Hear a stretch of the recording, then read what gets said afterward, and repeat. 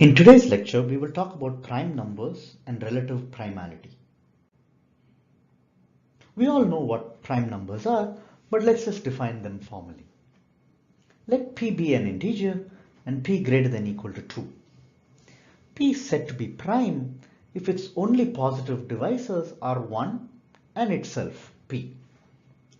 Another way of stating it is that there does not exist any divisor d that lies between 1 and p, 1 less than d less than p, such that d divides p.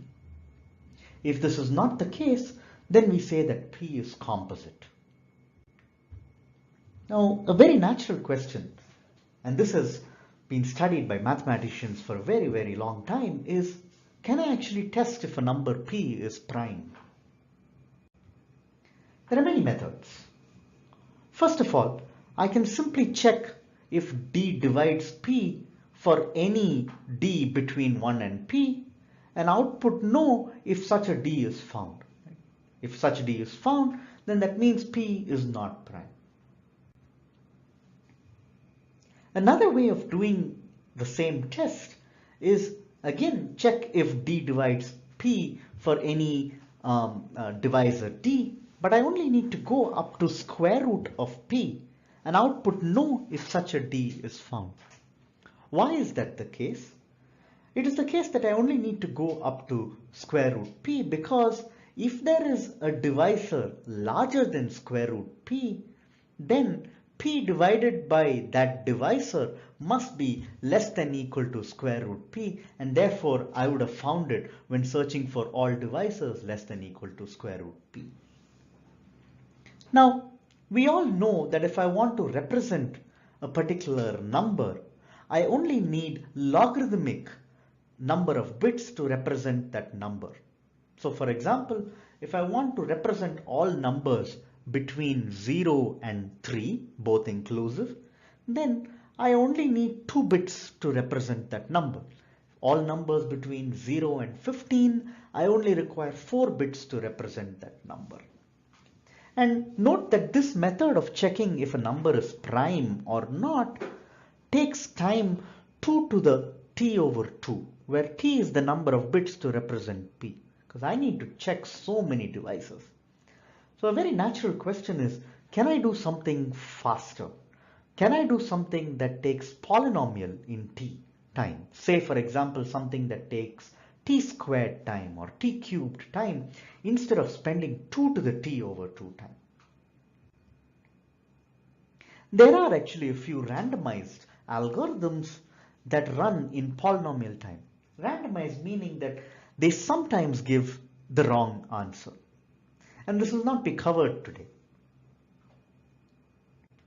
Another method of testing if a number is prime or not is to simply ask my co-lecturer on this course, Neeraj Kayal. Agrawal, Kayal and Saxena in 2002 actually found the first deterministic polytime algorithm for primality testing.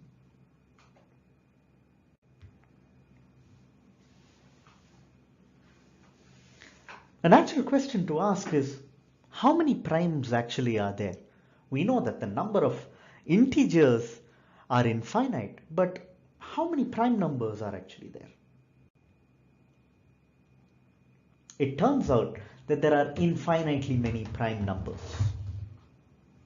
We shall now prove this statement. The proof is going to be by contradiction. So let us first assume, for contradiction, that there are only a finite number of primes.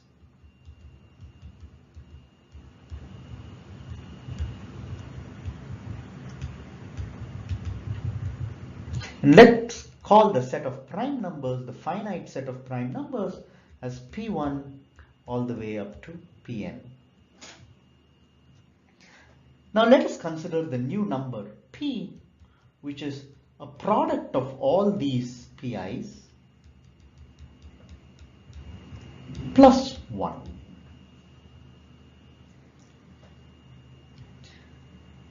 Now let d be the smallest integer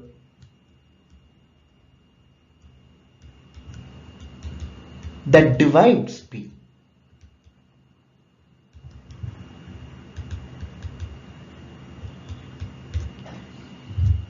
Note that D must be prime because it's the smallest such integer.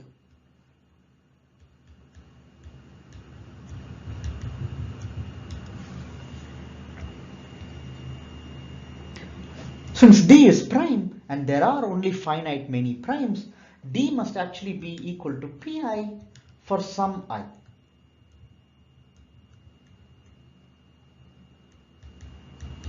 That is, it must be one of the primes in this set.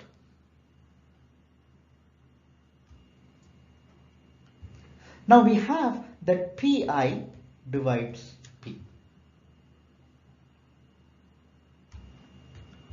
Since P is simply the product of all the primes plus 1 and Pi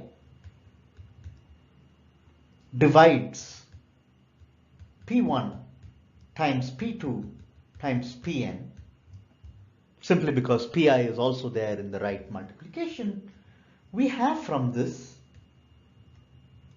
that Pi divides 1. This is a contradiction.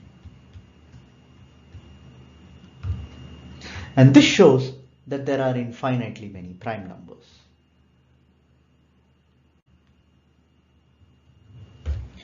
We shall now discuss the concept of relative primality. Let A and B be both positive integers. A and B are said to be relatively prime if the greatest common divisor of A and B is equal to 1. That is, they share no common divisors. For example, 8 and 9 are relatively prime because they share no common divisors. The divisors of 8 are only 2 and 9 are 3.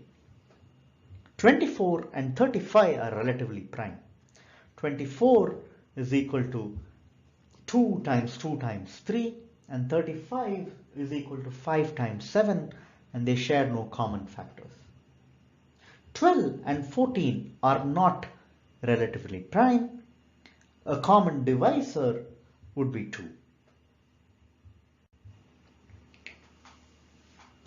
Let me state a simple theorem. Let A and B be both positive integers. A and B are relatively prime if and only if there exists S and T that are integers such that SA plus TB equal to 1. Now this is a simple corollary of theorem 5 from our earlier lectures. I leave it as an exercise for you to complete the proof. If you recall, in lecture 3, we asked the question, when do inverses exist when we are doing modular arithmetic? The question will now be answered. Let A be a positive integer. Then there exists an element A inverse such that A inverse multiplied by A is congruent to 1 modulo n if and only if A and n are relatively prime. This is a theorem that we will prove today. Before we get to the proof, let me make a few remarks. A inverse is called the inverse of A. One can divide by A modulo n by multiplying by A inverse. So for example, if I wanted to compute B divided by A modulo n, then it is the same as taking B and multiplying it by A inverse modulo n. For example, 3 is the inverse of 5 modulo 14. Because if I multiply 3 and 5, I get 15, which is congruent to 1 modulo 14. However, it is easy to see that 7 does not have an inverse modulo 14. Try multiplying it by any number and you can't get 1 modulo 14. In order to prove theorem 9, we will prove both the if and only if directions. For the if direction, If A and N are relatively prime,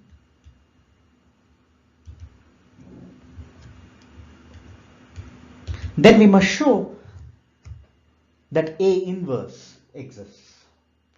But we know that if A and N are relatively prime, there exists S, T that are both integers such that AS plus Tn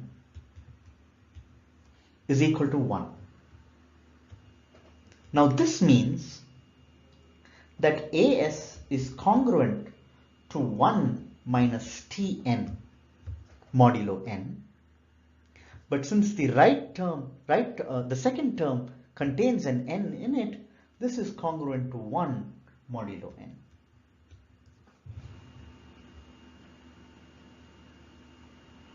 And therefore, S is an inverse of A.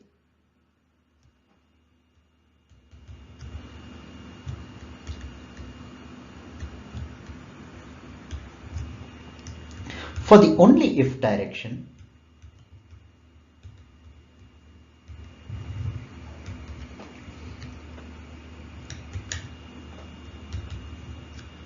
if there exists an element S such that SA is congruent to 1 modulo n, then there exists an element T such that SA minus 1 is equal to T times n.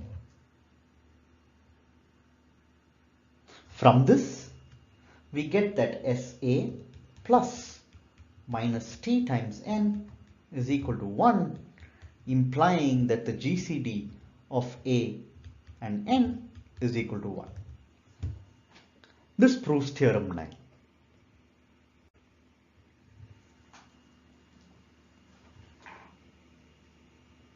I will prove another theorem over here that will help in proving the divisibility rules that we had seen in the very first lecture of this section on number theory. The theorem that I will prove is the following. Let A and B be relatively prime and A divides B times C. Then A divides C actually. The proof of this is fairly simple. Let us see the proof. Since A and B are relatively prime,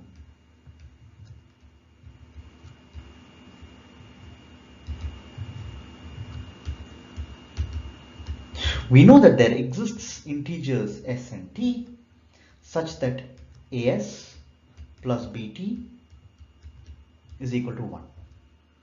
Now let us multiply both sides by C. That means CAS plus CBT equal to C. Now, since A divides the left hand side,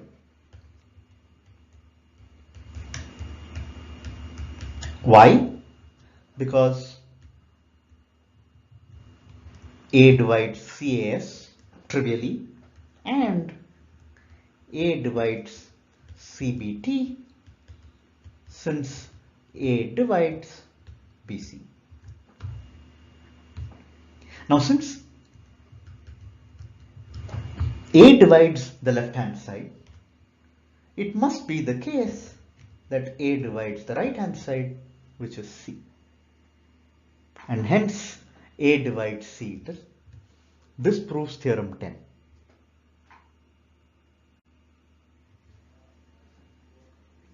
Can you now prove the divisibility rules from lecture 1?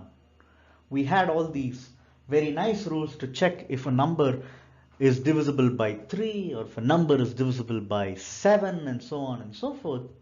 Can you now prove the divisibility rules from that lecture? Whatever we have seen so far should suffice to prove those. I'll leave it as an exercise for you to figure out the proof.